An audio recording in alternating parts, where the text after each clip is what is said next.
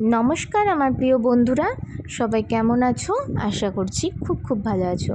চলো আজকে তোমাদের সাথে শেয়ার করছি ভেটকি মাছের একটা দারুণ রেসিপি।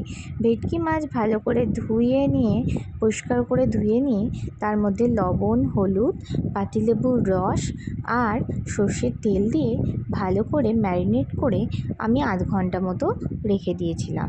ততক্ষণে একটা মশলা তৈরি করে নেব রান্নার জন্য যেটা লাগবে।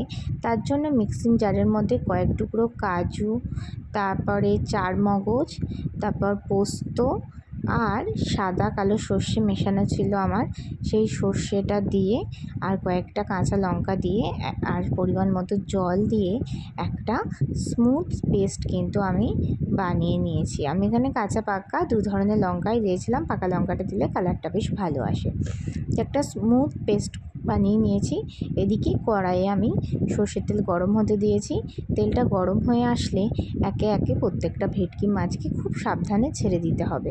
মাছগুলোকে ছেড়ে দেওয়ার পর মাছগুলোকে আমি এপিট ওপিট লাল করে ভেজে তুলে নিয়েছি। খুব একটা বেশি লাল করিনি, একটু হালকা লাল করেই ভেজে তুলেছি।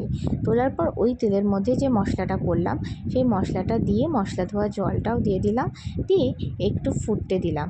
একটু ফুটে উঠলে ওর মধ্যে দিয়ে দিলাম ভেজে রাখা ভেটকি মাছগুলো, দিয়ে তারপর দিলাম স্বাদ অনুযায়ী লবণ আর হলুদ গুঁড়ো, দিয়ে একটু নেড়ে চেড়ে নিলাম। নেওয়ার পর ওর মধ্যে আমি দিলাম সামান্য পরিমাণ চিনি। চিনিটা তোমরা চাইলে দিতেও পারো, আবার নাও দিতে পারো। আমার মনে হয় যেন চিনিটা দিলে বেশ টেস্টটা ভালো লাগে, সেই জন্য কিন্তু আমি চিনিটা অ্যাড করি। তারপর চিনিটা দেওয়ার পরে আরেকটুখানি ফুটিয়ে নিলাম।